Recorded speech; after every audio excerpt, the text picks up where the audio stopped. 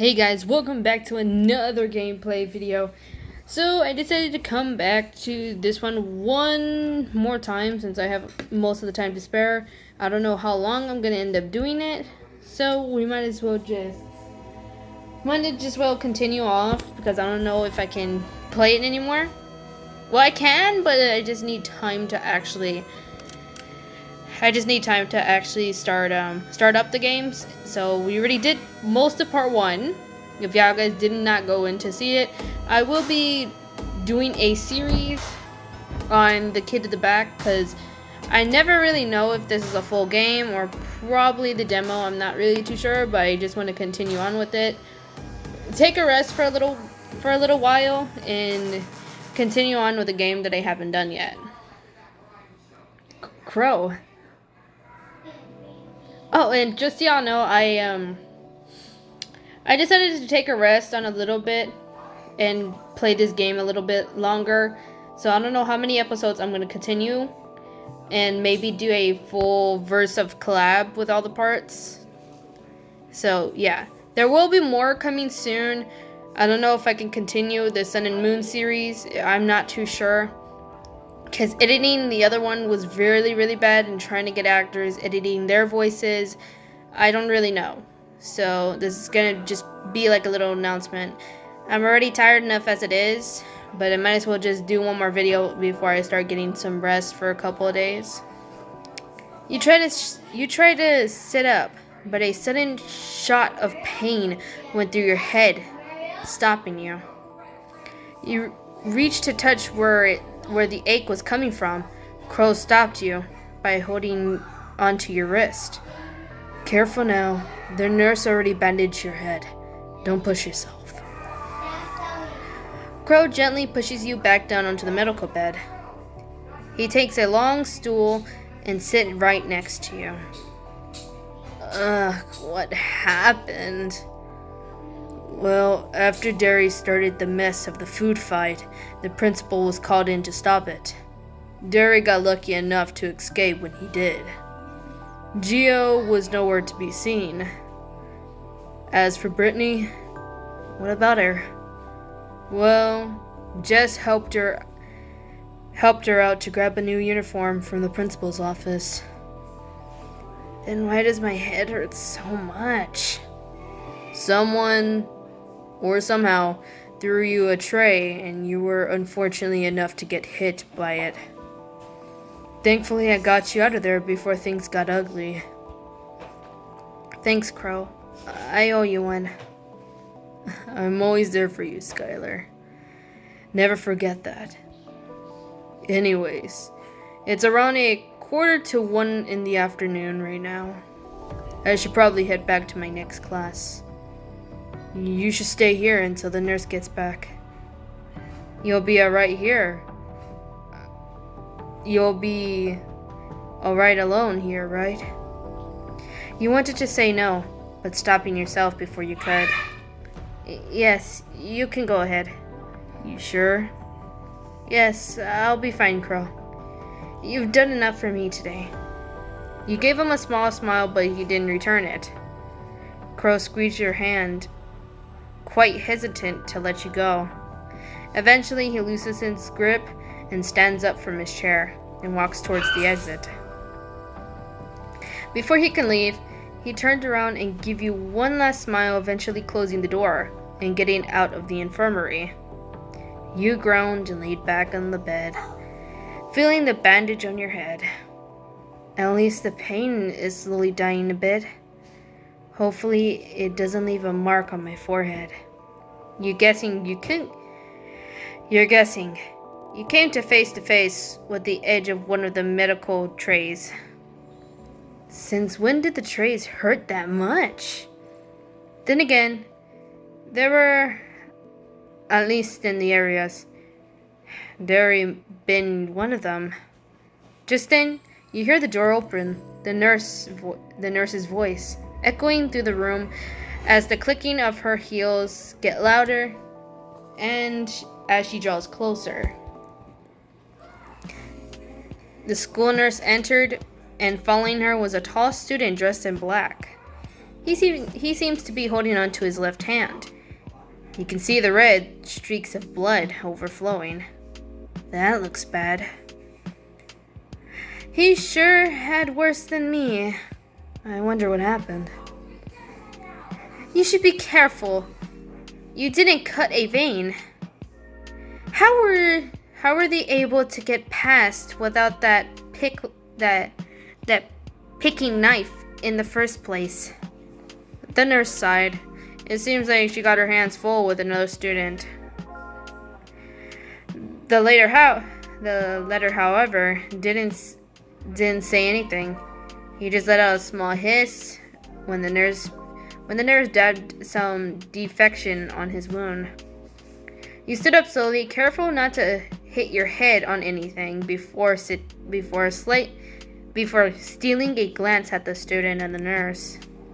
Your eyes met with the reddish-orange ones. Your heart raced. You feel your heartbeat quickened. What an unusual color. They remind me of a sunset. The nurse finished up wrapping his wound as the blitch of red slowly seeping out and staining the one white bandage. However, his gaze is still fixated on you. The nurse follows his line and sigh, and finally takes a notice of your conscious figure. Ah, you're finally awake, Miss Madness. She approaches you with a bottle of painkillers she took from one of the transplantation cabinets on the wall, before handing a pill to you. How are you feeling, dear? Does your head still hurt? It's slowly dissipating, ma'am. Thank you. She hands you the pill as you take it down it down your throat. You're feel free to stay here for a while longer, Miss Madness, but you need to return to your class as soon as you're feeling better. You gave the nurse a nod. She in return hums and approved before getting back to the taller male in black.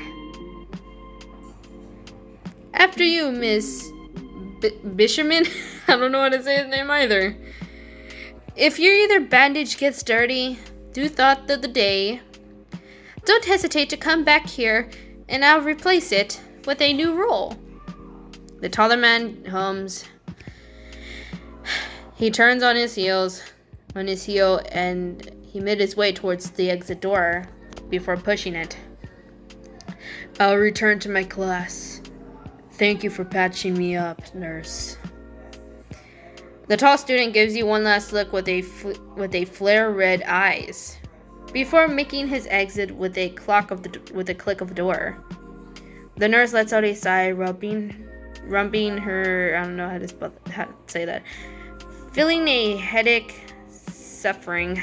I swear that child comes here every other day. Him? Oh, you're not a classmate with Mr. Bisherman? Bishran? I don't know. Odd. I thought he might know you from the way he was looking at you. No, I haven't seen him around. The more like you never bothered to look who is around you, since no one would even bother to spare a glance at you. Well, otherwise, don't get too much trouble like him, alright? She raises a question in your head. Just how bad were the guy injuries that comes to the nurse's office almost every other day? It's kind of example why she's been sighing hard. Ever since she brought the tall male into her office with an injury as bad as a near stab wound on the palm, you can only take a wild guess. And as much as you are curious, you know what transports you're nearly late for your next class. Eyeing the clock on the top of the doorframe, you got out of the medical bed and thanking the nurse and made your way out of her office.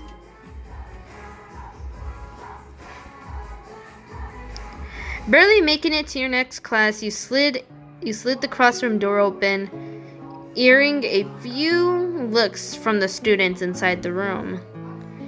Turning to the podium, you exhaled a breath you didn't realize you were holding. When you realized that your teacher was still visiting? Fixing your composure, you scanned the room. A few eyeless sheafless fills with brushes and bottles stained with acrylic paint, gathering that made it to the right class. You make your way to your seat. When sitting down, you groaned, placing your elbows on the desk and resting your chin on top of your hands, waiting properly for your professor's arrival. Though you couldn't help but notice the feeling of someone staring at you. You shook it off, thinking that it might be the lack of sleep. You look out of the window. Maybe the cold weather? Hearing the classroom door open, your art professor makes his way inside. His large round belly standing out. Round spectacles sitting on his nose. I can't speak. He greets the classroom before starting his lecture. An art exhibit project features fiercely years of art and part of their I can't say that. This time, we're talking about expedient. Remember, this is all the parts of your paper. And not to mention, making a name for yourself, of course. Oh ho ho ho ho. More like talking to the critic of a student's work. And using it as to advance your shitty school. You scoffed at the thought. Hope you all got your partners already. By this time, for this term, I am tasking you all to create 3 works based on the exhibit's theme. This is where you want to throw your desk out the window. How could you forget? You weren't present during the previous meeting, and you were obviously knew no one in this specific class. Why were you taking art again? Alright, your father was an artist, and he was a farmer. It was all for him, and maybe you could make a name for yourself with your works. Even your life is gathered wouldn't term.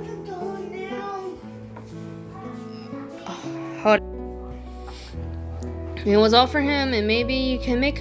Oh wait, did I really read this? Granted, when it turned out to the way it should. All parts of Plan B, and if that fails, I got Plan C and D, and I have yet to make up the rest, or I guess I'll die. You shake away your silly thoughts. The problem is now at hand. You do not have a partner to your work with. Now, I want you all to go and choose your partner for this project, so I can start explaining your tasks.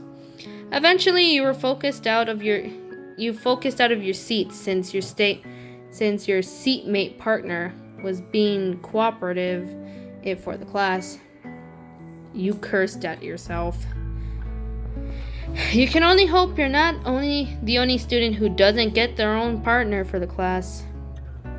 But upon looking around, it seems like everyone is calm and collecting. You're the only one panicking here. Unlike the rest of the class, scurrying around to meet their partners, you were only Food, who was standing still.